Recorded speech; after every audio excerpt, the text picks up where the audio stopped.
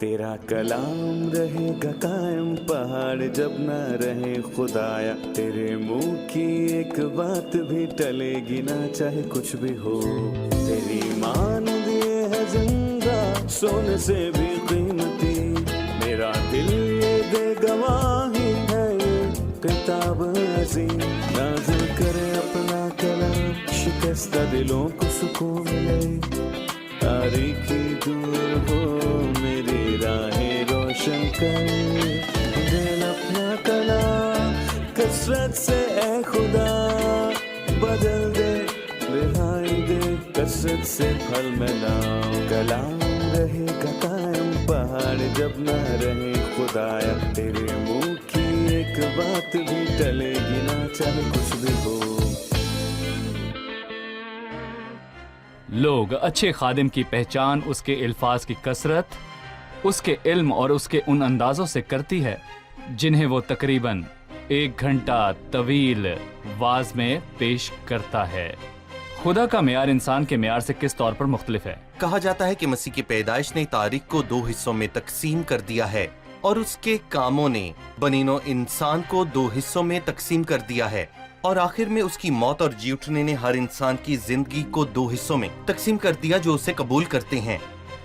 ये वाजिया है कि मसीह की शख्सियत यहूदियों के दरमियान एक मुतनाज़ा शख्सियत रखता है। लगता है जैसे वो मसीह के मुतल्लिक इसके बारे में कुछ ज़्यादा नहीं जानते हैं।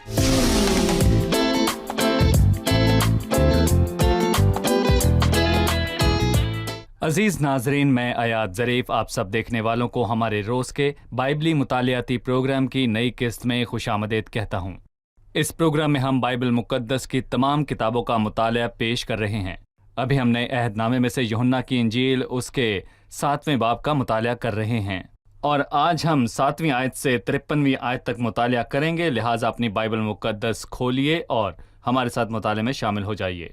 लेकिन प्रोग्राम के बाकायदा आगाज से पहले मैं खुदा के खादिम भाई यूसुफ को खुशामदीद कहूंगा। बहुत शुक्रिया भाई। आप कैसे हैं? मैं ठीक हूँ। खुदा आपको बरकत दे। शुक्रिया। और मैं स्टूडियो में मौजूद दीगर मेहमानों को भी खुशामदीद कहूंगा। प्रोग्राम को ध्यान से सुनिएगा और सवालात के लिए तैयार रहिएगा। खुदा आपको बरकत दे। भाई यूसुफ, मैं सबसे पहले 7वीं आयत से 19वीं आयत तक पढ़ूंगा। दुनिया तुमसे अदावत नहीं रख सकती, लेकिन मुझसे रखती है, क्योंकि मैं उस पर गवाही देता हूं कि उसके काम बुरे हैं। तुम ईद में जाओ, मैं अभी इस ईद में नहीं जाता क्योंकि अभी तक मेरा वक्त पूरा नहीं हुआ। ये बातें वो उनसे कहकर गलील ही में रहा, लेकिन जब उसके भाई ईद में चले गए उस वक्त वो भी गया, ज़ाहिरन नहीं बल्कि गोया पोशीदा। बस यहूदी उसे ईद में ये कहकर ढूंढने लगे कि वो कहाँ है, और लोगों में उसकी बाबत चुपके चुपके बहुत सी गुफ्तगू हुई। बास कहते थे कि वो नेक है और बास कहते थे कि नहीं, बल्कि वो लोगों को गुमराह करता है। तो भी यहूदियों के डर से कोई शख्स उसकी बाबत साफ साफ ना कहता था। और जब ईद के आधे दिन गुजर गए तो यीशु हैकल में जाकर तालीम देने लगा। पस यहूदियों ने ताजुब करके कहा कि इसको बगैर पढ़े क्यों कर इल्म आ गया। यीशु ने जवाब में उनसे कहा कि मेरी तालीम मेरी नहीं बल्कि मेरे भेजने वाले की है। अगर कोई उसकी मर्जी पर चलना चाहे तो वो इस तालीम की बाबत जान जाएगा कि खुदा की तरफ से है या मैं अपनी तरफ से कहता हूँ। जो अपनी तरफ से कुछ कहता है वो अपनी इज्जत चाहता है, लेकिन जो अपने भेजने वाले की इज्जत चाहता है वो सच्चा है और उसमें नाराज़गी नहीं। क्या मूसा ने तुम्हें शरीयत नहीं दी? तो भी तुम में से शरीयत पर कोई अमल नहीं करता। तुम क्यों मेरे कत्ल की कोशिश में हो? एक बार फिर सुनिए, तुम क्यों मेरे कत्ल की कोशिश में हो? भाई यूसुफ, शुरुआत में खुदा उनसे कहता है तुम दुनिया से अदावत नहीं रख सकते लेकिन मुझसे रखते हो। वो ऐसा क्यों कहता है? सिर्फ इसलिए कि आयत में कहा गया कि वो उनका गवाह था कि उनके काम बुरे हैं। इसका मतलब ये नहीं कि वो जहां भी जाता था लोगों को झिड़कता और डांटा था, इसके मानी ये हरगिज नहीं। लेकिन जैसा कि 3 बाब में कहा गया, और सजा के हुक्म का सबब यह है कि नूर दुनिया में आया और आदमियों ने तारीकी को नूर से ज्यादा पसंद किया क्योंकि उनके काम बुरे थे। यानी कि नूर की मौजूदगी में चीजें दिखाई देती हैं, मतलब कि उन बुरे लोगों के कामों को ज़ाहिर करने के लिए मसीह का उस जगह मौजूद होना काफी था। इसलिए उन्होंने उससे मोहब्बत ना रखी बल्कि अदावत रखी। और यशायाह 49 में लिखा है कि वो ये है जिससे कौम को नफरत है। उससे नफरत की गई क्योंकि वो नूर था और वो बदकार लोग थे, और उन्होंने रोशनी से बढ़कर तारीकी से मोहब्बत रखी। जब वो हैकल में गया और लोगों को तालीम देने लगा, यहाँ उनकी मुराद किस तालीम से थी? और क्या यीशु ने कभी तालीम नहीं ली? आप इस बारे में क्या कहेंगे? जी हाँ, ये तो बहुत वाज़ेह है कि जब मसीह नासरत की हैकल में दाखिल हुआ और उसे वो सहीफा पढ़ने को दिया गया तो वो उसे पढ़ने को खड़ा हुआ। लेकिन यहाँ उसकी मुराद ये है कि उसका कोई मजहबी पस मंजर ना था और ना ही उसके पास किसी किस्म की कोई सनत थी। और उन्होंने सोचा कि वो तालीम का वाहिद मंबा हैं।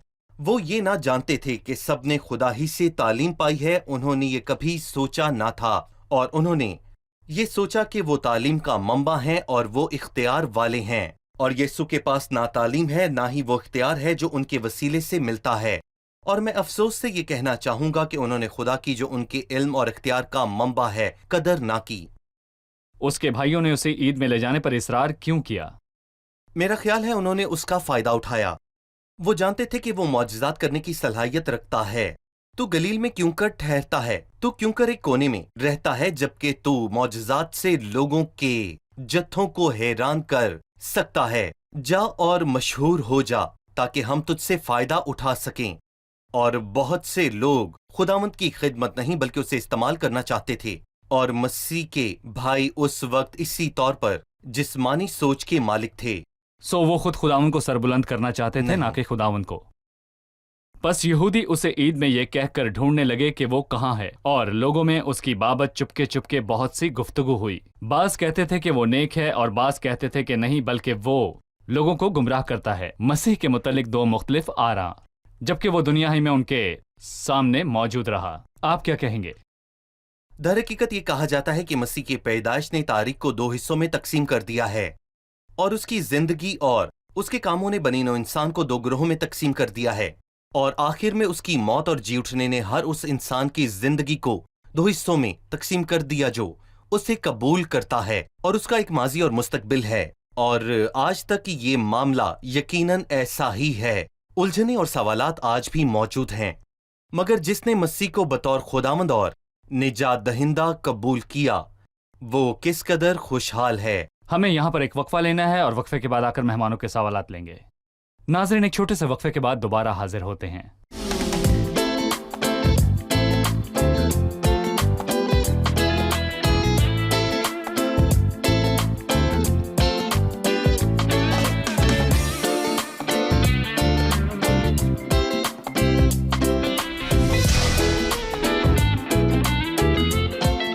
खुशामदीद। आइए अब चलते हैं मेहमानों की तरफ और उनसे सवाल पूछते हैं। जी, कैसे हैं आप? तो कौन सवाल करेगा? जी पूछिए। यूहन्ना 7वें बाब की 8वें आयत में खुदावंद ने कहा वो दावत में नहीं जाएगा। फिर आगे 10वीं आयत में हम देखते हैं कि वो दावत में गया। हम इसको किस तरह बयान कर सकते हैं? इन दो फैसलों को किस तरह यकजा कर सकते हैं? उसने कहा मैं ईद में नहीं जाऊंगा, और फिर वो ईद में चला गया। दरअसल ये समझना जरूरी है कि खैमों की ईद उस वक्त का इशारा करती है जो इस दुनिया पर आएगा, और जब मसीह दिखाई देगा। मसीह ने कहा तुम ईद में जाओ, ईद में जाओ। मैं अभी इस ईद में नहीं जाता क्योंकि अभी तक मेरा वक्त पूरा नहीं हुआ। वो चाहता था कि वो दुनिया पर अपने आप को जाहिर करे। ये होगा तो सही, लेकिन मुस्तकबिल में। और जब वो 10वीं आयत में ये कहता है कि वो गया मगर जाहिरन, बल्कि गोया पोशीदा, और ये काम किया था। और कलाम हमें 14वीं आयत में बड़े वाज़े अल्फाज में बताता है कि वो हैकल में जाकर तालीम देने लगा। सो वो खुद को जाहिर करने नहीं बल्कि लोगों को तालीम देने की अपनी खिदमत को पूरा करने की गर्ज से गया। सो हम समझ सकते हैं कि वो उनकी दरख्वास्त पर नहीं गया कि खुद को जाहिर करके शोहरत हासिल करे, बल्कि वो उस खिदमत को सरअंजाम देने गया जो पोशीदा थी। जब बाप का वक्त मुकर्रर आ गया, यानी वो ईद के दरमियान का वक्त था, उनके हिसाब से नहीं चला। वो उनके मंसूबे से नहीं बल्कि बाप के मंसूबे से चला जब बिल्कुल। आसमानी वक्त मुकर्रर सही। आया। ठीक है। अब मैं आपके सामने 15वीं आयत पढ़ूंगा और इसमें लोगों के सवाल का जवाब है। पस यहूदियों ने ताज्जुब करके कहा कि इसको बगैर पढ़े क्यों कर इल्म आ गया।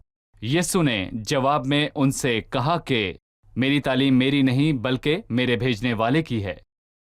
मेरी तालीम मेरी नहीं बल्कि मेरे भेजने वाले की है। इस आयत से हम क्या समझते हैं?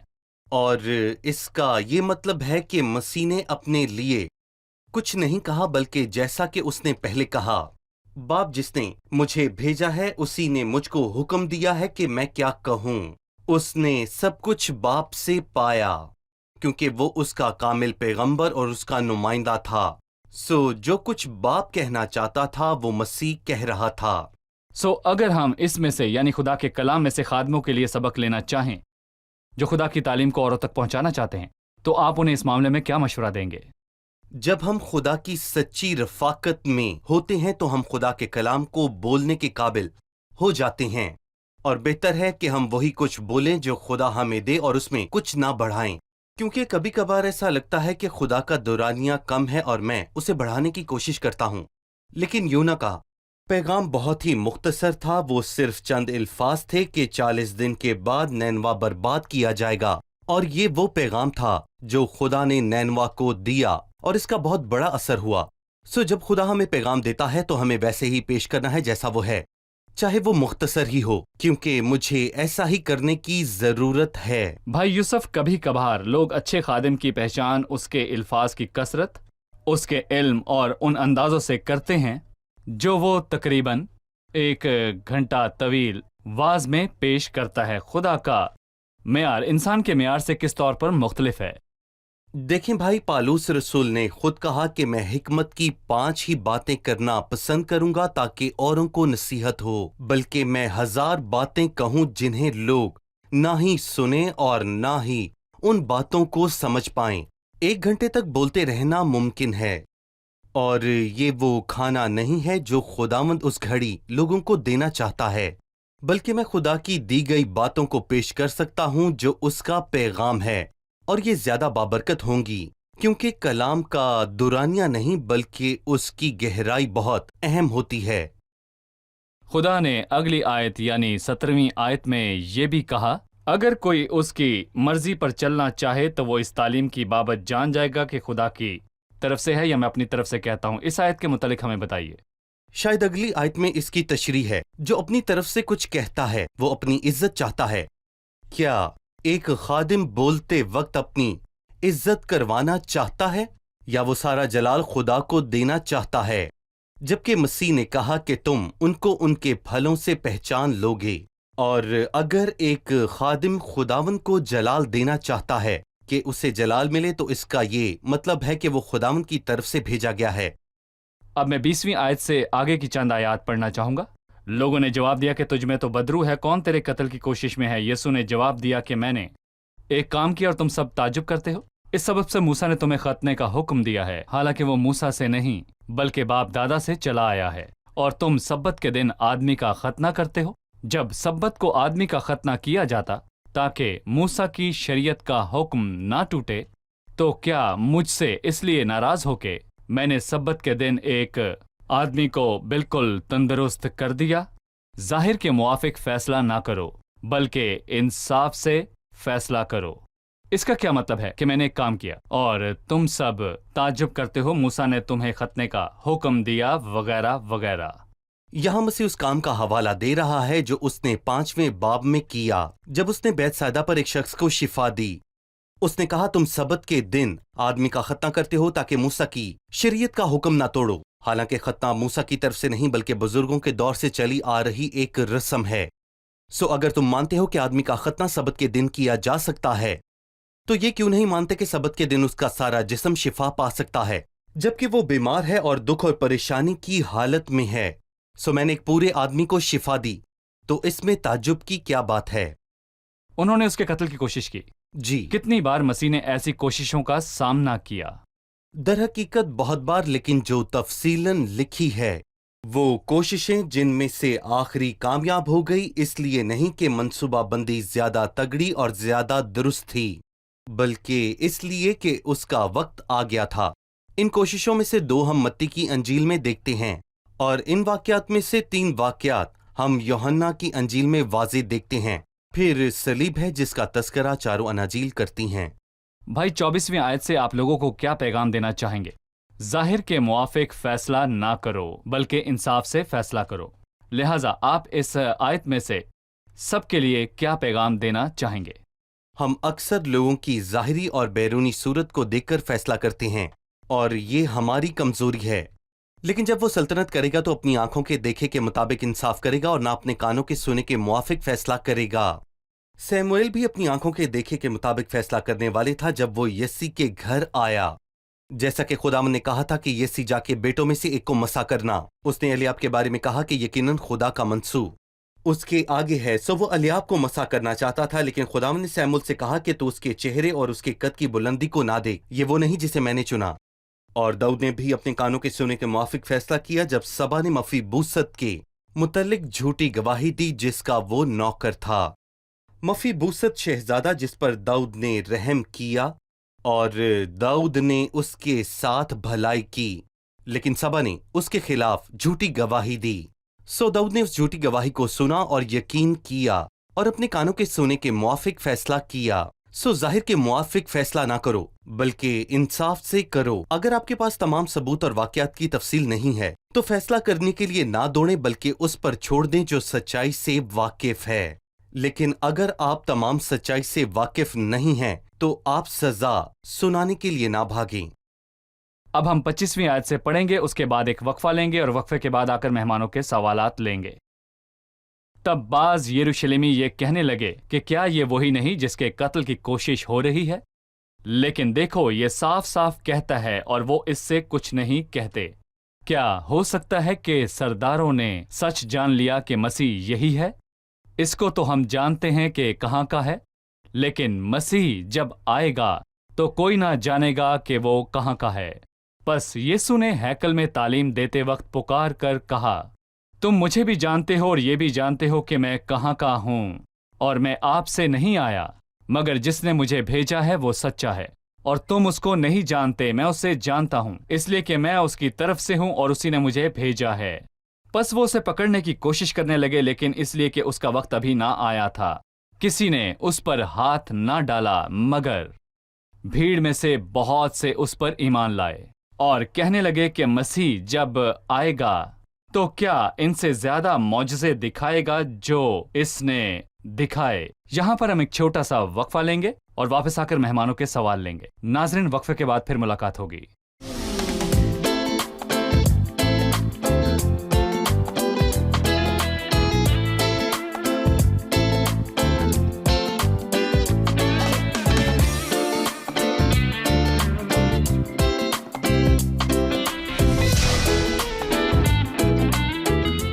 خوش آمدید، آئیے چلتے ہیں مہمانوں کی طرف اور ان سے سوال پوچھتے ہیں۔ جی، آپ میں سے کون سوال پوچھنا چاہے گا؟ جی، یہ آیت نمبر 27 ہے، لیکن ہم یہ جانتے ہیں کہ یہ کہاں کا ہے، لیکن مسیح جب آئے گا تو کوئی نہ جانے گا کہ وہ کہاں کا ہے۔ یہ واضح ہے کہ مسیح کو لے کر یہودیوں کے درمیان تنازع چل رہا تھا، جیسے وہ مسیح کی ذات کے متعلق زیادہ نہیں جانتے تھے۔ بہرحال ہم پرانے عہد نامے کی نبوتوں سے یہ بات جانتے ہیں کہ مسیحا کے متعلق بہت سی پیش گوئیاں ہیں۔ آپ کا اس بارے میں کیا کہنا ہے؟ بھائی، آپ اس بارے میں کیا کہیں گے؟ کیا وہ واقعی نہیں جانتے تھے کہ مسیح کہاں پیدا ہوگا، وہ کب آئے گا اور کہاں رہے گا؟ میں یہ کہوں گا کہ خدا کا شکر ہو، خدا کا جی شکر بالکل، ہے۔ ہم بھی خدا کا شکر ادا کرتے ہیں۔ صحیح۔ ہم شکر کیوں کرتے ہیں؟ اس لیے کہ یہودی جن کے لیے مسیح خاص طور پر آیا تھا، افسوس کہ وہ مسیح کو لے کر اتنے لاپرواہ تھے، بجائے ان نبوتوں کو لے کر وضاحت رکھنے کے۔ میں آپ کو مثال دیتا ہوں کہ مسیح نے ان سے پوچھا، تم مسیح کے متعلق کیا سمجھتے ہو کہ وہ کس کا بیٹا ہے؟ وہ نہیں جانتے تھے تو انہوں نے کہا کہ داؤد کا۔ ان کا جواب ٹھیک تھا لیکن ادھورا تھا۔ اس نے کہا داؤد کا کیسے، جب وہ روح میں کہتا ہے کہ خداون میرے خدا نے اس سے کہا، وہ تو اسے خداون کہتا ہے۔ اور تب وہ مصیبت میں پڑ گئے، لیکن نبوت میں بہت سی باتیں واضح ہیں لیکن وہ نہ سمجھے۔ سوال ہے کیوں؟ میرا خیال ہے اگر آپ ایمان لائیں تو دیکھیں اور سمجھیں گے۔ اگر آپ اسے سمجھنے سے انکار کرتے ہیں جو خداوند نے آپ کو دیا ہے تو خداوند اور باتوں کو آپ پر ظاہر نہیں کرے گا اور آپ لاپرواہی اور اندھیرے میں رہیں گے۔ سادہ ترین مکاشفات کا انکار کرنا آپ کو گہری باتیں سمجھنے سے روکتا ہے۔ بالکل۔ انہوں نے بہت سارے نشانوں کا انکار کیا اور مسیح نے بہت سارے نشانات دکھائے جس سے یہ ثابت ہوا کہ وہ مسیح ہے، لیکن انہوں نے انکار کیا۔ اور اس وقت उनका जहन बंद रहा, वाज़े बातें गैर वाज़े रहीं। और मैं यहाँ पर ये कहूँगा कि इस आयत में ताज्जुब की बात यह है कि जब उन्होंने कहा कि कोई ना जानेगा कि वो कहाँ क्या है, अगर आप इसी बाब की 42वीं आयत पर गौर करें तो किताब मुकद्दस में बड़े वाज़े अल्फाज में लिखा है कि मसीह दाऊद की नस्ल और बैतलहम के गांव से आएगा जहां का दाऊद था। वो जानते थे। वो जानते थे। जी बिल्कुल। और हम देखेंगे कि मसीह ने उनको क्या जवाब दिया कि तुम मुझे भी जानते हो और ये भी जानते हो कि मैं कहाँ का हूँ और मैं खुद से नहीं आया। वो उनकी सोच से वाकिफ था और वो जानता था कि वो झूठे हैं, और उसने अगली आयत में उन्हें जवाब दिया जब वो एक दूसरे से बात कर रहे थे, उससे नहीं। मुझे वो बात याद है कि वो पत्थर जिसे मेमारों ने रद्द किया, वो लोग जो पत्थरों से वाकिफ है, ये बात सही। किसी और कारीगर का हवाला नहीं देती। जैसे कि किसान या अंगूर की खेती करने वाला। सही। मतलब अगर किसानों ने पत्थर को माफ रद्द किया किया जाता। होता, लेकिन वो मेमार हैं। वो कौन से मेमार हैं जिन्होंने पत्थर को रद्द किया था? कौम के रहनुमा मामार हैं, और अफसोस कि वो कीमती पत्थर उनके पास आया और उन्होंने रद्द किया। उन्होंने उसे रद्द किया। बिल्कुल। अब मैं आपके सामने 37वीं आयत से बाब के आखिर तक पढ़ूंगा। यहां पर कुछ यूं मरकूम है, फिर ईद के आखिरी दिन जो खास दिन है, यीशु खड़ा हुआ और पुकार कर कहा, अगर कोई प्यासा हो तो मेरे पास आकर पिए, जो मुझ पर ईमान लाएगा उसके अंदर से, जैसा कि किताब मुकद्दस में आया है, जिंदगी के पानी की नदियां जारी होंगी। उसने ये बात उस रूह की बाबत कही जिसे वो पाने को थे, जो उस पर ईमान लाए, क्योंकि रूह अब तक नाजिल ना हुआ था, इसलिए कि अभी मसीह अपने जलाल को ना पहुंचा था। बस भीड़ में से बाज ने ये बातें सुनकर कहा, बेशक ये वही नबी है। औरों ने कहा, ये मसीह है। और बाज ने कहा, क्या मसीह गलील से आएगा? क्या किताब मुकद्दस में ये नहीं आया कि मसीह दाऊद की नस्ल और बैतलहम के गांव से आएगा जहां का दाऊद था? बस लोगों में से उसके सबब से इख्तिलाफ हुआ और उनमें से बाज उसको पकड़ना चाहते थे, मगर किसी ने उस पर हाथ ना डाला। पस प्यादे सरदार काहिनों और फरीसियों के पास आए और उन्होंने उनसे कहा, तुम उसे क्यों ना लाए? प्यादों ने जवाब दिया कि इंसान ने कभी ऐसा काम नहीं किया। फरीसियों ने उन्हें जवाब दिया, क्या तुम भी गुमराह हो गए? भला सरदारों और फरीसियों में से भी कोई उस पर ईमान लाया? मगर ये आम लोग जो शरीयत से वाकिफ नहीं लानती हैं। निकोदीमस ने, जो पहले उसके पास आया था और उन्हीं में से था, उनसे कहा, क्या हमारी शरीयत किसी शख्स को मुजरिम ठहराती है जब तक पहले उसकी सुनकर जान न ले के वो क्या करता है? उन्होंने उसके जवाब में कहा, क्या तू भी गलील का है? तलाश कर और देख के गलील में से कोई नबी बर्पा नहीं होने का। फिर उनमें से हर एक अपने घर चला गया, मगर यीशु जैतून के पहाड़ पर गया। भाई यूसुफ, जब ईद के आखिरी रोज यीशु खड़ा हुआ, जो खास दिन है, यीशु खड़ा हुआ और पुकार कर कहा। उसने खुद को पानी का चश्मा कहा, लेकिन इस बात का पस मंजर क्या है? यहाँ खैमों की ईद में उन्होंने पानी निकालकर उंडेला। लगता है कि मसीह भी इसी मंजर में मौजूद था। वो शैलूख के चश्मे से पानी लाकर उस पे उंडेल दिया करते थे। ऐसे में मसीह ने आखिरी दिन जो खास दिन है ये पुकार कर कहा। इसका मतलब है कि वो सब कर चुके थे जो वो कर सकते थे और ईद की खुशी का मजा चख चुके थे, लेकिन किसी ने आराम और खुशी ना पाई। मसीह ने पुकार कर कहा, और इस पुकार के साथ जो मैं समझता हूँ वो झूठी अंजील है। अगर कोई प्यासा हो, ये दरअसल शुरुआत है, तो वो मेरे पास आए, और किसी के पास नहीं बल्कि मेरे पास आए। अगर आप जरूरतमंद हैं तो मसीह के पास उसका हल है। उसके पास जाएं और प्यास बुझाएं। लिखा है कि अगर कोई मेरे पास आए तो उसमें से जिंदगी की पानी की नदियां जारी होंगी। मसीह ना सिर्फ आपकी जरूरत को पूरा करेगा बल्कि आपके अंदर से पानी की नदियों को जारी करेगा जो दूसरों को सैराब करेगी। पहले प्यासे हो जाएं और उसके पास आएं और उसके पास आकर बैठें ताकि दूसरों को सैर करने के काबिल हो जाएं। यूहन्ना 4 में मसीह ने पानी के मुतालिक कहा कि जो पानी मैं उसे दूंगा वो उसमें एक चश्मा बन जाएगा जो हमेशा की जिंदगी के लिए जारी रहेगा।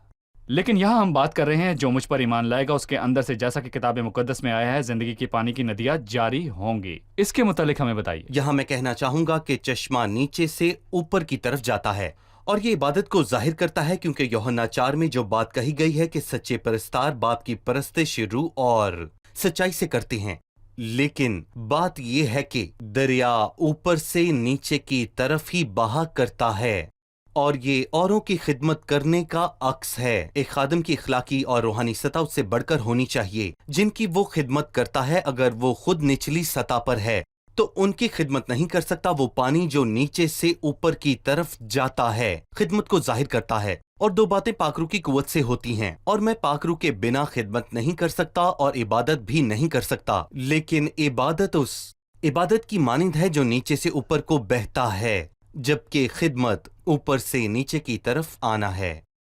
میں چاہوں گا کہ آپ جلدی سے نیکودیمس کے نظریے کے بارے میں بات کریں، یوحنا 3 کے نظریے کے مطابق۔ در حقیقت نیکودیمس ایک وفادار اور باعزت شخص تھا، اور روشنی آہستہ آہستہ اس کی زندگی میں داخل ہوئی، ایک دم نہیں آئی، بلکہ جیسا کہ یوحنا میں لکھا ہے کہ وہ رات کا وقت تھا۔ وہ رات کے وقت یسوع کے پاس آیا، وہ اس وقت تاریکی میں ہی تھا، اور یسوع نے اس سے شاندار بات کہی اور روشنی اس کے دل میں طلوع ہونا شروع ہو گئی۔ میرا مطلب ہے کہ ہم یہاں اس روشنی کی ایک جھلک دیکھ سکتے ہیں۔ یہ بھرپور روشنی نہ تھی جو اسے اٹھا کر مسیح کے لیے کھڑا کر دیتی، لیکن اس نے دھیمے انداز میں مسیح کا دفاع کیا تھا۔ لیکن جب ہم یوحنا کے 19ویں باب پر آتے ہیں، خاص کر اس انجیل میں، تو ہم اسے مسیح کا خادم بنتے دیکھتے ہیں۔ ایک عظیم بزرگ ہونے کے تمام تر حقوق کو قربان ہوتے ہوئے اس نے سب کچھ پس پش ڈال دیا۔ وہ یسوع کا شاگرد ہونے میں مسرور ہوا اور اس نے اس کے کفن دفن میں حصہ لیا۔ صحیح، خدا آپ کو برکت دے۔ بہت شکریہ اب بھائی۔ مہمانوں کے ساتھ مل کر دہرائی کا وقت ہے۔ جی، میں جانتا ہوں کہ آپ بہت دھیان سے پروگرام سن رہے تھے۔ آپ سے میرا پہلا سوال یہ ہے، لیکن جب اس کے بھائی عید میں چلے گئے تو وہ بھی گیا، ظاہر نہیں بلکہ گویا پوشیدہ۔ لیکن پھر اسی باب میں یہ بھی لکھا ہے، اس نے کہا میں نہیں جاؤں گا، لیکن بعد میں وہ گیا۔ 8ویں آیت میں وہ کہتا ہے میں نہیں جاؤں گا، 10ویں آیت میں وہ چلا گیا۔ ہم ان دونوں باتوں کو کیسے یکجا کر سکتے ہیں؟ خداوند یسوع ان کی خواہش کے موافق نہیں گیا جیسا وہ چاہتے تھے کہ وہ خود کو ظاہر کرے، بلکہ وہ اپنی خدمت کو پورا کرنے گیا، اور یہ بات اس باب کی 14ویں آیت میں واضح ہو جاتی ہے۔ لکھا ہے جب عید کے آدھے دن گزر گئے تو یسوع ہیکل میں جا کر تعلیم دینے لگا، سو وہ اپنی خدمت کو انجام دینے کے واسطے وہاں گیا تاکہ خود کو ظاہر کرے۔ صحیح، خدا آپ کو برکت دے۔ خدا ان کے فضل سے اگلی قسط میں ہم سلسلے کو آگے بڑھائیں گے۔ شکریہ بہت بھائی شکریہ یوسف، بھائی، آنے خدا والی آپ قسط کو میں برکت آپ دے۔ سے بھی ملاقات ہوگی۔ آج کا سوال جس کے ساتھ میں آپ کو رخصت کروں گا، سوال غور سے سنیے۔ 16ویں آیت میں یسوع کے ان الفاظ سے کیا مراد ہے کہ میری تعلیم میری نہیں بلکہ میرے بھیجنے والے کی تعلیم ہے؟ یسوع کے 7ویں باب کی آیت 16 میں کہے گئے ان الفاظ کا کیا مطلب ہے؟ میری تعلیم میری نہیں بلکہ میرے بھیجنے والے کی ہے۔ اگلی قسط میں آپ سے پھر ملاقات ہوگی۔ خدا آپ کو برکت دے۔ جب انہیں الہی معیار پر رکھا گیا اور ان پر الہی روشنی ڈالی گئی تو ہم نے دیکھا کہ انہیں بھی وہی روگ لاحق ہے۔ کیا مسیح کی ذات میں بے وقوفی تھی؟ کیا مسیح کی ذات میں شرمندگی یا پھر ندامت تھی؟ کیا ایک انسان کے لیے خداون کا اتنا کہہ دینا کافی ہے کہ گناہ نہ کرنا یا گناہ سے باز آ، جبکہ وہ اسے صحیح طور پر جینے کی قابلیت اور مدد مہیا نہیں کرتا؟ وہ اس بدکار عورت کو سنسار کرنے کی ایسی شدید خواہش نہ رکھتے تھے جیسی مسیح کو سنسار کرنے کی۔ تیرا کلام رہے گا قائم، پہاڑ جب نہ رہے خدایا، تیرے منہ کی ایک بات بھی ٹلے گی نہ چاہے کچھ بھی ہو، تیری مان دیے ہے زندہ سونے سے بھی قیمتی، میرا دل یہ دے گواہی ہے یہ کتاب عظیم، نازل کر اپنا کلام، شکستہ دلوں کو سکون ملے، تاریکی دور ہو میری راہیں روشن کر، دل اپنا کلام کثرت سے اے خدا بدل دے، رہائی دے کثرت سے پھل ملاؤ، کلام رہے گا قائم، پہاڑ جب نہ رہے خدایا، تیرے منہ کی ایک بات بھی ٹلے گی نہ چاہے کچھ بھی ہو۔